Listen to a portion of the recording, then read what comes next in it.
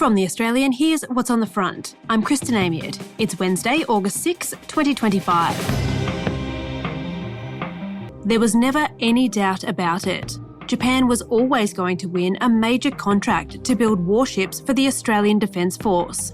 Today, Defence correspondent Ben Packham unpacks the $10 billion deal set to shape the next generation of the ADF. Sold!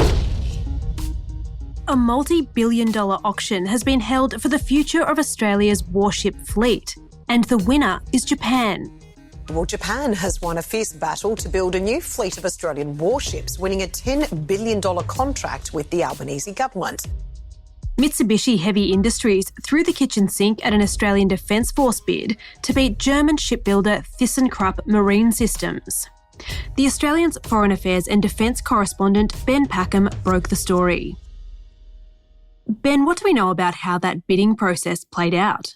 The Germans were outclassed. Their ship was outclassed, and as Richard Marles and Pat Conroy have said, the Japanese ship, the Megami, was far and away the best ship out of the two options.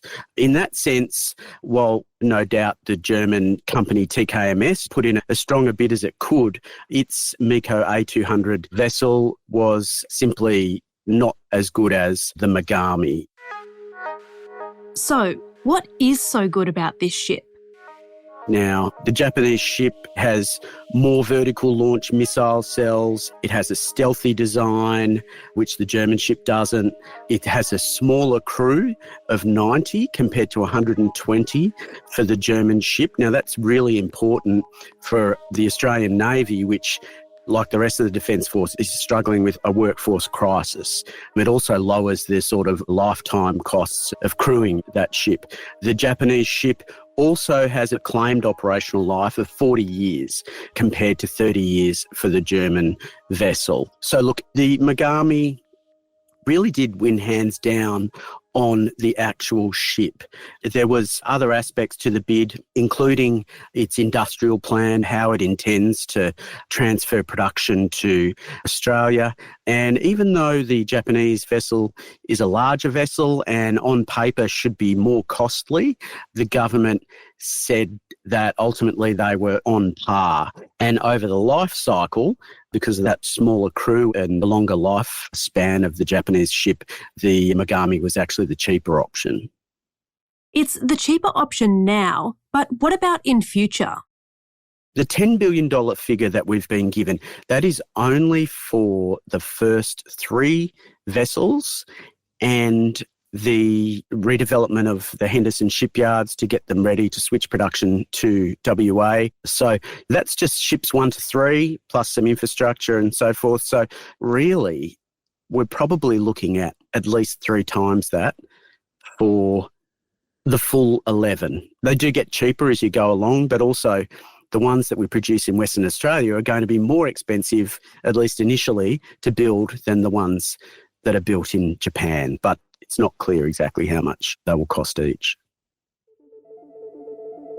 Mitsubishi Heavy Industries will build 11 upgraded Megami frigates over the next decade or so. The first 3 will be built in Japan, with the remainder to be built at Western Australia's Henderson shipbuilding precinct by Austal. Ben, you wrote for The Australian that this is the most consequential defence procurement decision since Labor won the 2022 election. Why is that? This is really the first defence program that Labor fully owns. It has also inherited a couple of botched naval programs from the former government, in particular the Hunter-class frigate program, which has suffered just some terrible cost blowouts and schedule blowouts.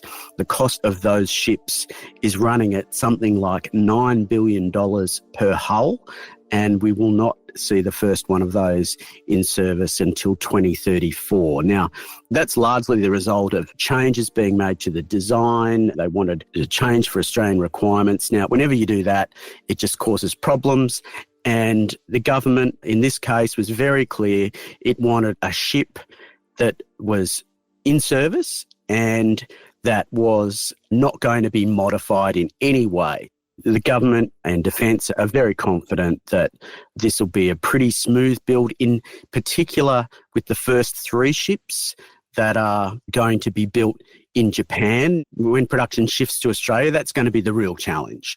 Japan is a very efficient shipbuilding nation, but Japan has not actually built ships offshore before, and it's never dealt with the Australian supply chain, Australian workforce capacity constraints, or the Australian Department of Defence, which can be very meddlesome and impose requirements that can slow things down. Now, I suspect that Defence will get out of the way. You know, they're under orders to just let the company do its thing. Let's hope that's what happens. The Albanese government has given Mitsubishi Heavy Industries a deadline of 2029 to deliver the first vessel under the new agreement. Ben, you and I spoke back in 2023 when the landmark Defence Strategic Review was released by the Albanese government.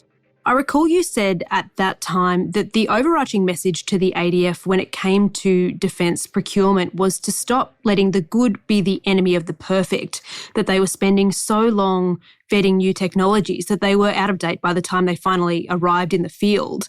This new deal seems fast by comparison. Is this a sign the Defence Force is turning things around? Well, it's a sign that the Albanese government doesn't want a repeat of what's happened before. I think probably Defence has got the message here, and because we're getting it off that Japanese production line, we're going to be getting the first one quite quickly, certainly by Australian standards. Now, to sweeten the deal, Japan offered Australia a ship that was already in its production schedule. The Mitsubishi Heavy Industries have famously never missed a deadline, certainly not in their current operation, but they haven't delivered a ship built in Australia yet, so that will be a challenge. It should also be noted that even though the government wants ships 4 to 11 to be built in Australia, Pat Conroy, the Defence Industry Minister, said today that Australian industry really needs to prove that it's up to this and get into a position where it can do that. Now, that's a message to Austal, which has been named the government's sovereign shipbuilder. They're located over in WA. They've got a lot on their plate. And the other issue with getting things going over there is there hasn't been a lot of redevelopment yet or works going on at Henderson, and there's going to have to be a lot happen there to get that precinct really up to speed to build a whole range of things, including to sustain nuclear submarines for the US and the UK that are going to be rotating through there. And there's a whole lot of sort of regulatory stuff that needs to happen over there. And you've got multiple levels of government that have to agree to everything. So that's going to be a huge task.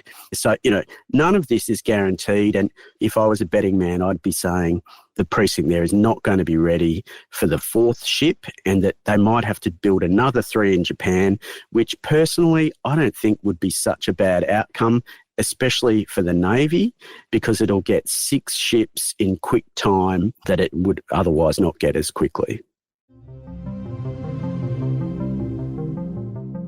Coming up, what this mega deal means for Australia's relationship with Japan.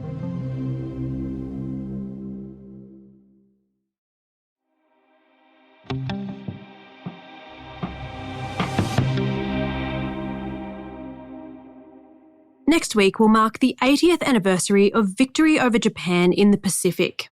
August 15 is known as VP Day, and it commemorates Japan's surrender and the end of World War II in the region. Australia joined her allies in an outburst of rejoicing, the like of which her cities had never seen before. The pent-up emotion of 6 years poured out as a flood. Freedom was really theirs. 8 decades later, it's Japan and Australia who've united against the growing military might of China in the Pacific. Japanese troops have this year commenced training in the top end alongside Australians and US Marines. And Ben Packham says the new deal to supply Mogami-class frigates is another positive step in Australia's geostrategic relationship with Japan. Talk about a turnaround. Historically, the contest was between Germany and Japan, our two wartime foes, to build us these ships. So, it really does show how things can change. But importantly, we have a special strategic partnership with Japan. It's known as our quasi-ally. Japan is one of the powers with the US that is really going to be critical in deterring any conflict with China, particularly over Taiwan. Japan has a highly capable military. Obviously, the US does too. And the closer that we can all work together in terms of integrating our capabilities, training together, doing exercises together, and integrating our defence industries so that they work more seamlessly, that is going to serve us well in that longer term challenge to respond to China's massive military growth and its desire to be the dominant power in the Indo-Pacific.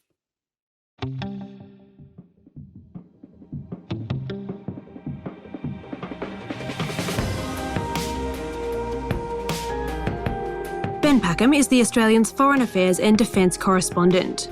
You can read all his reporting and analysis of the future of the Australian Defence Force at theaustralian.com.au.